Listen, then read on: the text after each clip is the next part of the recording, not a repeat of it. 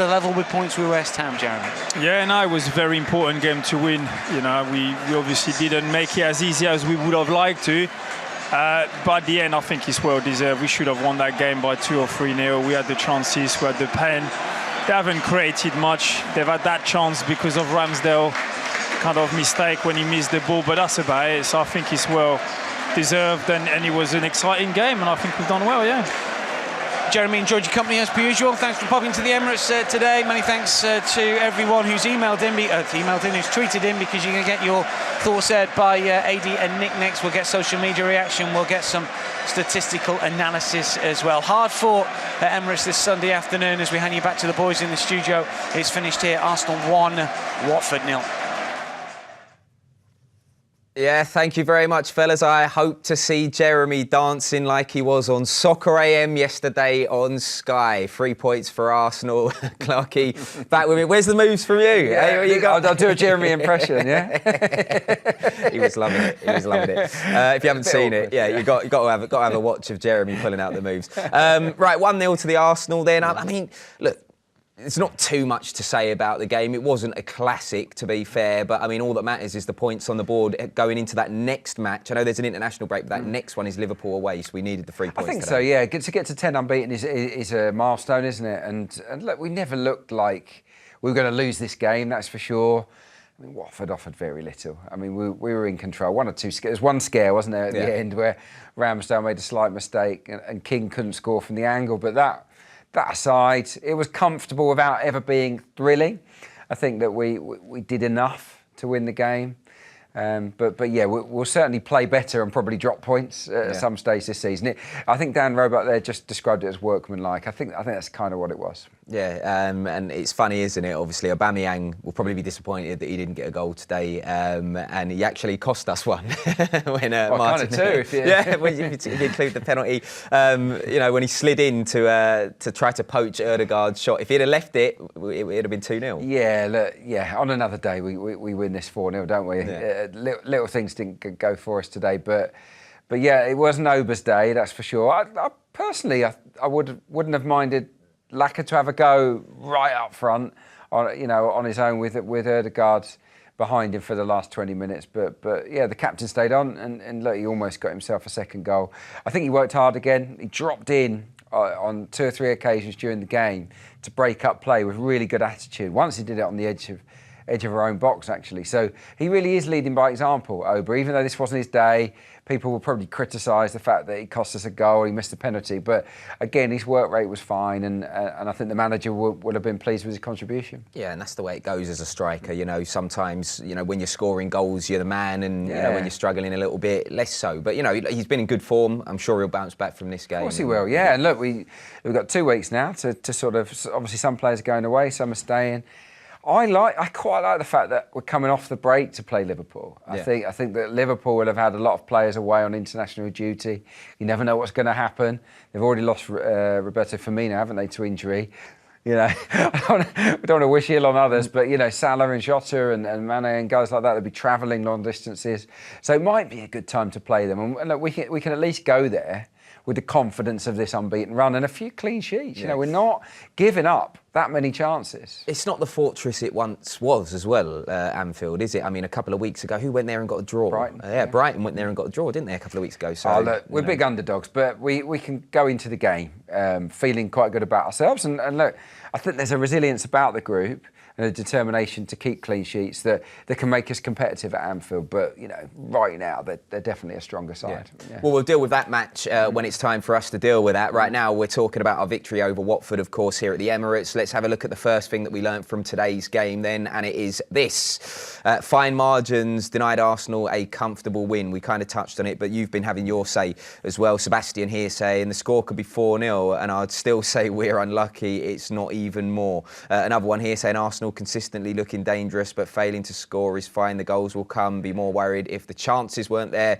That's from Jerry. And Matteo here says we should be 3-0 up right now. Unfortunate areas, we are better than 1-0. Yeah, I mean, it's one of them, isn't it, Clarky? Like you said, on another day we win this 4-0. I said it doesn't really matter in the grand scheme of things. The points are the points. I know goal difference is a factor, but we are on level pegging goal difference. 0 is our goal difference. Big fat 0. So, yeah, look, it'd be nice to get in the plus, won't it? Look, we will end up in the plus very soon, I'm sure.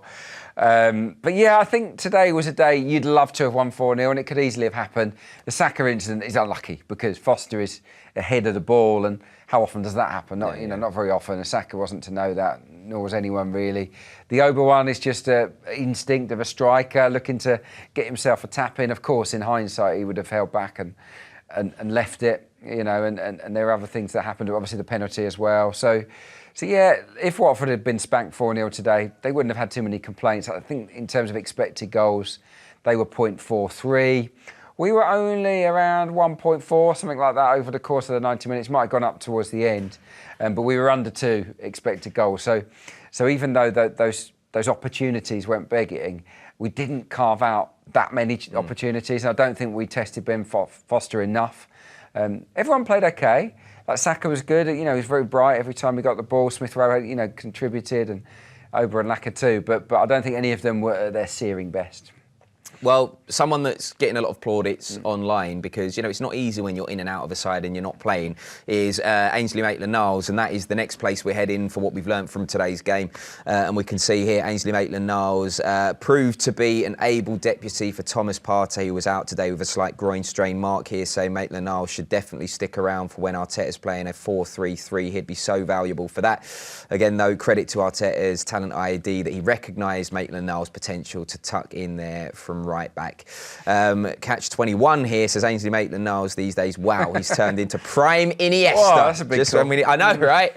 Wow, one good game and you're prime Iniesta. I'm here for it though. Catch 21. Chris says should be 3-0 at Oba, not having the best day. Really happy with Maitland-Niles so far. Been our best player.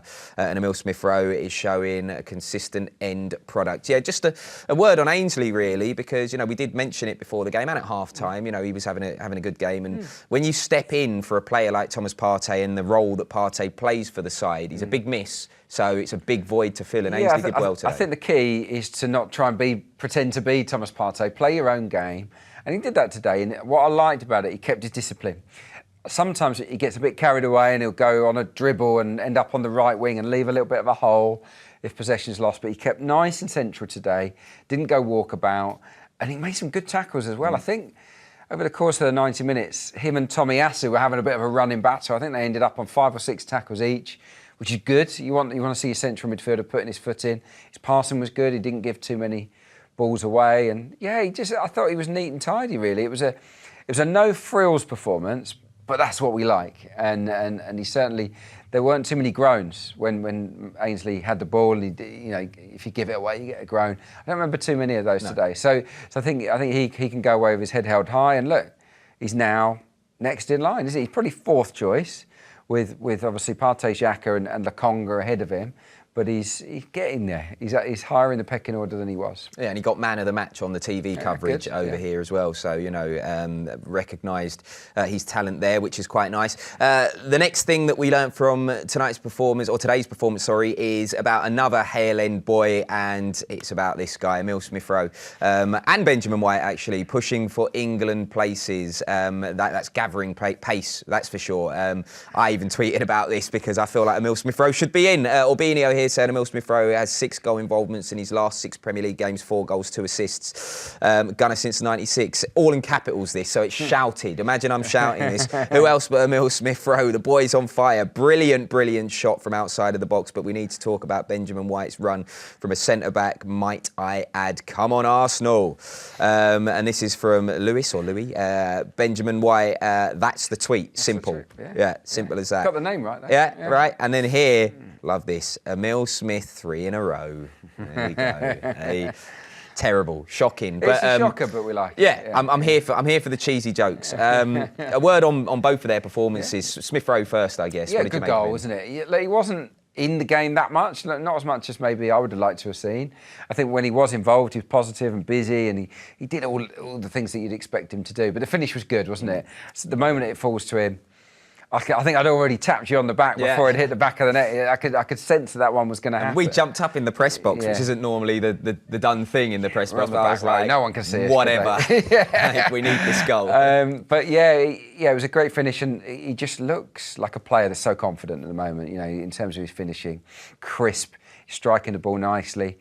And Benjamin White, his run that preceded the goal was great, and he did a couple in the first half that didn't come off. Good runs, and then he ran into trouble and we lost it. And it would be easy to then say, I'm not doing that anymore. Yeah. But he was like, no, I'm going to do that. And he stepped... I don't know what he was doing there, actually. He was about 30 yards from the goal, and he stepped in to make a tackle, then had a little mazy dribble, and it eventually sort of ricochets to Smith Rowe. So he is a line breaker. You know, on a day like today as well, where it's hard to pass through the lines because they're so disciplined, Watford, and our movement isn't great. Sometimes you need a centre-back to just take it upon themselves to just go through the gears and travel with the ball. He does that. Yeah. So I think in matches like this, where we've got really stubborn opposition, where we're finding it hard to create, he can be the catalyst. And obviously he was for the game's key moment today. Yeah, and you can see why, you know, in hindsight now, I mean, this was touted when Benjamin White was signed anyway. The reason Mikel Arteta liked Benjamin White is because we were losing David Luiz, who kind of liked playing that way as well, trying to run through the midfield and make things happen. And we've definitely got that with Benjamin White, haven't we? Yeah, we have. I like the combo. We talked about it during the game, didn't we?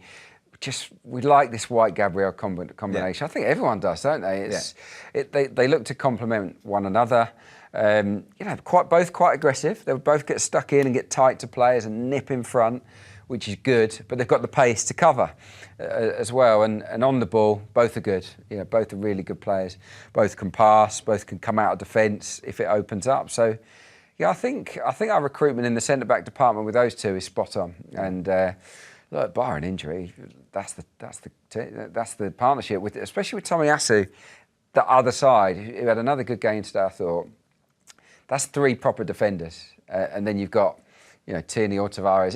It will eventually be Tierney, I'm sure, but you know that is a decent back four with Amar Ramsdale, who we talked about ahead of kickoff being one of the most sort of informed players in the country. All of a sudden, that back five is sort of a back five that other teams are looking at quite enviously. Yeah. And that has not been the case for a while. Yeah, I definitely agree with that. Right, Clarkey, thank you very much for your company today. You're back with me in a few weeks. I know you're on holiday soon, but you're back. Not yet. Right. Not yet. No, I'll be there for the next game against Liverpool, isn't it? Yeah, big game. That is big game. Massive game. Make sure you join us as well for that one on Arsenal.com and the app. It's on the 20th because there's an international break coming, unfortunately. But the 20th, we'll be back for that match at Anfield, Liverpool against Arsenal. 5:30 kickoff, so make sure you join us in the usual places at 5 p.m. and we'll see you then. Take care. Get closer to the club you love with My Arsenal Rewards. My Arsenal Rewards is our new program for Arsenal members.